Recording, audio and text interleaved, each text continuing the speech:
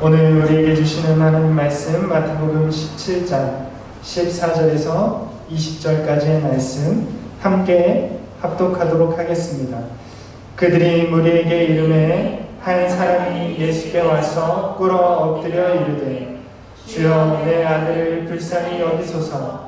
그가 간절로 심히 고생하여 자주 불에도 넘어지며 물에도 넘어지는지라. 내가 주의 제자들에게 데리고 왔으나 능히 고치지 못하더이다. 예수께서 대답하여 이르시되 믿음이 없고 패역한 세대여, 내가 얼마나 너희와 함께 있으며 얼마나 너희에게 참으리요. 그를 이리로 데려오라 하시니라. 이에 예수께서 꾸짖으시니 귀신이 나가고 그 아이가 그때부터 나으니라. 이때 제자들이 조용히 예수께 나와 이르되 우리는 어찌하여 쫓아내지 못하였나이까. 이르시되 너희 믿음이 작은 까닭이니라. 진실로 너희에게 이르노니 만일 너희에게 믿음이 겨자씨 한 알만큼만 있어도 이 산을 명하여 여기서 저기로 옮겨지라 하면 옮겨질 것이요 또 너희가 못할 것이 없으리라. 아멘. 오늘 말씀은 지극히 작은 믿음이라는 제목으로 말씀 함께 나누기 원합니다. 여러분, 예수님은 베드로와 요한과 야고보 세 제자만을 데리고 산으로 올라가셨습니다. 그리고 그곳에서 예수님은 영광스러운 모습, 하나님의 아들 그리스도로서의 모습으로 변화되었습니다. 하나님의 아들이신 예수님은 자신의 정체성을 변화산에서 세 명의 제자들에게 분명하게 보여주셨습니다. 특히나 제자들이 그토록 기대하던 하나님의 아들로서의 모습, 얼굴에서 빛이 나고 옷이 휘어지고 그 모습을 통해서 하나님의 아들이심을 깨달을 수 있는 은혜를 허락해 주셨습니다. 그래서 예수님의 변화된 모습을 보고 내려오는 세 명의 제자들에게는 더 이상 예수님의 정체에 대한 의심과 의문이 남아있지 않았습니다. 그런데 예수님이 산에서 내려오셨을 때에 즉시로 예수님은 불신앙에 직면하게 되었습니다. 그것은 바로 남겨진 9명의 제자들에게서 나타난 불신앙입니다. 예수님이 떠나 잠깐 산에 올라가는 사이에 제자들은 믿음을 잃어버리고 말았습니다.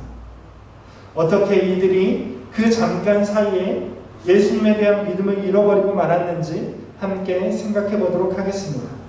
여러분, 발단은 예수님을 찾아온 한 사람으로부터 시작되었습니다. 산에서 내려오시는 예수님의 발 아래 한 사람이 엎드렸습니다. 그리고 자기의 아들을 고쳐달라고 간청했습니다. 이 사람의 말에 따르면 산 아래 남겨진 제자들이 자기 아들을 고치려고 했지만 실패했다라는 것입니다. 이 사람의 아들은 귀신에 들려서 자주 불에도 넘어지고 물에도 넘어지는 스스로를 고통스럽게 자해하는 아들을 두고 있었던 아버지였습니다. 여러분, 그런데 우리가 아는 것처럼 이미 마태복음 10장에서 예수님은 제자들을 유대 곳곳의 마을로 파송하시면서 병을 고치는 능력과 귀신을 쫓아내는 권세를 부여해 주셨습니다. 그래서 제자들은 이미 예수님의 파송을 받아서 유대 고을로 가서 병을 고치고 귀신을 쫓아낸 적이 있습니다. 그런데 지금 오늘 예수님이 변화산에서 내려올 때에 이 아버지의 아들, 귀신 들린 아들의 귀신은 쫓아내지 못했다라는 것입니다. 어째서 이번에는 고치지 못했을까요?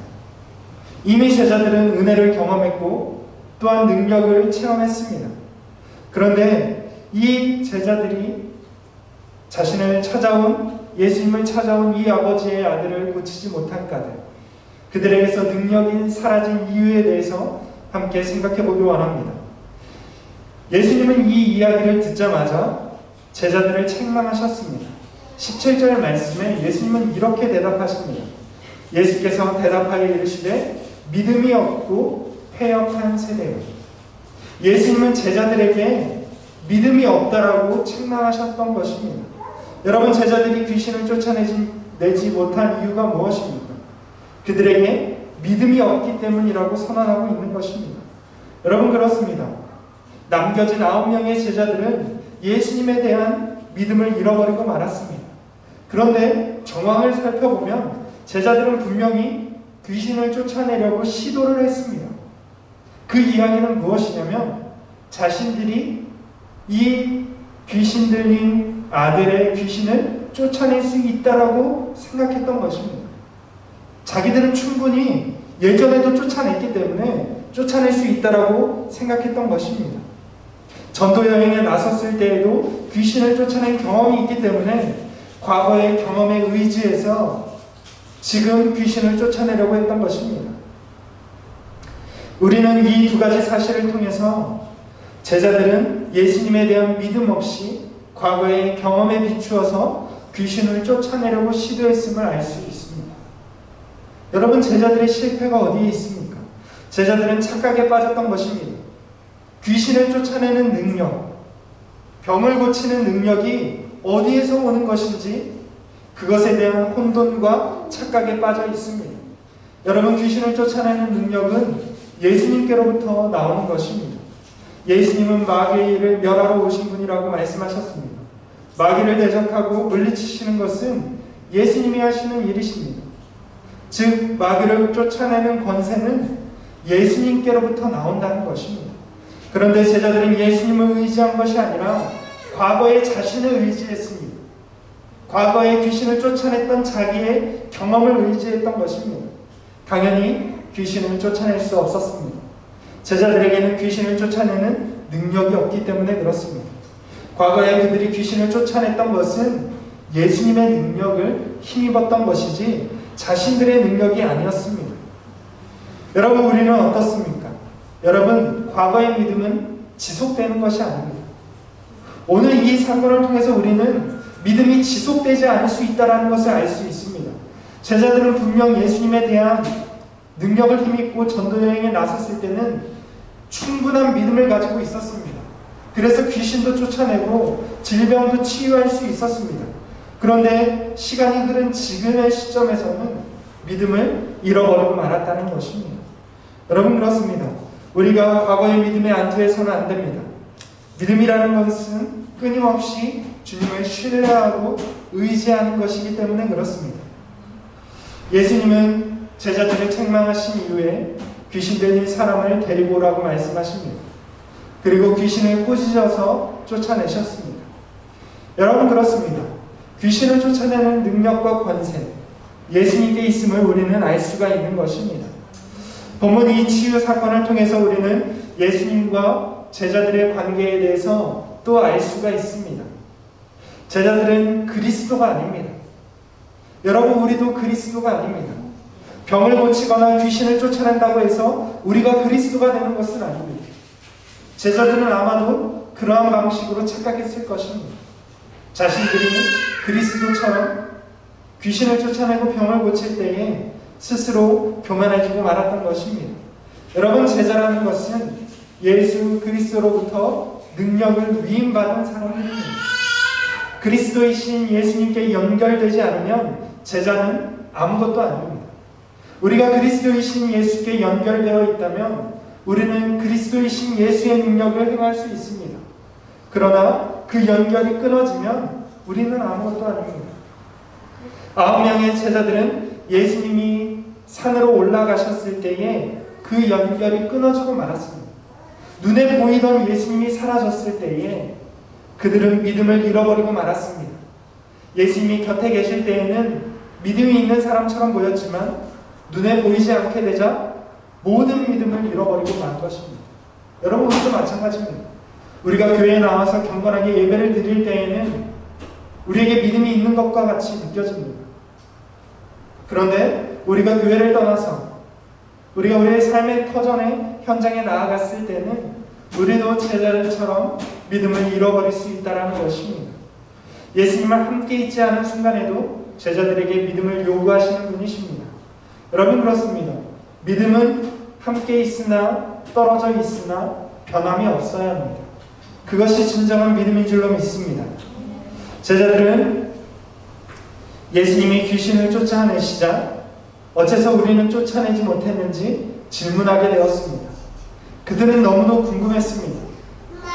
자신들이 분명 귀신을 쫓아낸 적도 있고 이번에도 쫓아낼 줄로 알았지만 자신들은 실패하고 말았기 때문에 예수님께 물어보았던 것입니다. 그런데 예수님의 대답이 매우 인상적입니다. 20절 말씀을 보면 예수님이 이렇게 말씀하시죠. 너희 믿음이 작은 까닭이니라. 여러분, 앞서 17절에서는 예수님이 믿음이 없다라고 하셨는데 20절에서는 제자들에게 너의 믿음이 작다라고 말씀하십니다. 여러분, 믿음이 없는 것과 믿음이 작은 것은 말만 들어서는 뭔가 다른 것 같죠. 믿음이 있는데 작은 것 같이 들려집니다. 예수님이 어째서 믿음이 처음에는 없다고 하셨다가 작다고 말씀하셨을까요? 예수님이 말을 바꾸신 걸까요? 그런데 뒤에 이어지는 예수님의 말씀을 들어보면 우리가 믿음이 작다라는 것의 의미에 대해서 우리가 확인할 수가 있습니다. 예수님이 이렇게 말씀하시죠. 너희의 믿음이 겨자씨 한 알만큼 있어도 산을 명하여 여기서 저리로 옮겨지라 하면 옮겨질 것이다. 여러분, 믿음이 작은 것은 겨자씨 한 알보다도 믿음이 작다라는 것을 의미합니다. 예수님이 말씀하시는 것이 무엇입니까? 그토록 작은 겨자씨 한 알만큼도 안 되는 믿음이라고 말씀하시는 것입니다. 이것은 믿음이 없는 것을 뜻합니다. 여러분, 겨자씨 한 알만한 믿음이라는 것은 믿음이 있는 것이죠. 그런데 그것보다도 더 작은 믿음이라는 것은 믿음이 없는 것을 뜻합니다. 여러분, 그렇습니다. 믿음은 없거나 있거나의 문제지 믿음은 작거나 크거나의 문제가 아닙니다. 여러분, 그렇습니다. 우리는 믿음을 가지고 있거나 혹은 믿음을 가지고 있지 않거나 둘 중 하나입니다. 믿음이 작다라는 것은 사실상 성경에서는 믿음이 없는 것을 의미합니다. 여러분, 불가능한 것을 가능하게 하는 것은 믿음의 양이 아닙니다. 때로 어떤 사람들은 이렇게 이야기하죠. 기도했는데 응답받지 못하거나 기도했는데 기도한 대로 하나님의 응답이 내려지지 않는다면 어떤 사람들이 이렇게 이야기하죠. 믿음이 작기 때문에 그렇다. 너무나도 교회 안에서 쉽게 믿음의 양에 대해서 이야기합니다. 그런데 성경은 어떻습니까? 물론 성경에도 믿음이 크다 작다의 표현은 있지만 사실 궁극적으로 성경의 표현은 믿음의 있고 없고의 문제입니다. 여러분, 믿음이 크다고 해서 더 많은 어떤 능력을 행할 수 있는 것이 아닙니다. 여러분, 불가능한 것을 가능케 하는 것은 믿음의 양이 아니라 하나님의 능력인 줄로 믿습니다. 여러분, 믿음이 아무리 작다 할지라도 겨자씨 하나만큼의 믿음이 있다 할지라도 그것보다 어마어마하게 큰 산을 옮길 수 있다라고 예수님 말씀하시죠. 티끌과도 같은 겨자씨, 그런 믿음만 있다 할지라도 거대한 산을 옮길 수 있다는 것입니다. 어째서 그렇습니까? 산을 옮기는 능력은 믿음에서 나오는 것이 아니라 하나님께로부터 나오기 때문에 그렇습니다. 우리는 착각하죠. 우리의 믿음이 크면 큰 일을 행할 수 있다고 생각합니다. 여러분, 그렇지 않습니다. 우리의 믿음이 능력을 만들어내는 것이 아닙니다. 제자들이 그렇게 착각했던 것이죠. 자신들의 믿음이, 자신들의 힘이, 자신들의 능력이 불가능을 가능케 한다라고 착각했던 것입니다. 여러분, 그렇습니다. 우리에게 믿음이 있는가 우리 자신을 점검해 보아야 합니다. 우리에게 믿음이 있다, 겨자씨 하나는 믿음이라도 있다면 우리는 산을 들어 옮길 수 있는 것입니다. 오늘 우리는 제자들이 믿음에서 실패한 이야기를 들었습니다. 예수님을 그토록 지근거리에서 따라다녔던 9명의 제자들, 예수님을 목격했던 이 제자들조차 믿음에서 실패하고 말았던 이야기를 들었습니다. 여러분, 이 이야기를 지금 우리에게 전해주고 있는, 글로써 기록하고 있는 마태 역시 믿음에 실패했던 9명의 제자 가운데 한 명입니다. 마태가 누굽니까? 지금 우리에게 이 성경을 써주고 있는 이 마태가 바로 믿음에 실패해서 믿음이 없다라고 책망받았던 그 한 사람입니다. 그런데 마태는 자신의 실패를 우리에게 전하고 있습니다. 마태는 도대체 무엇을 우리에게 이야기해주고 있는 것입니까?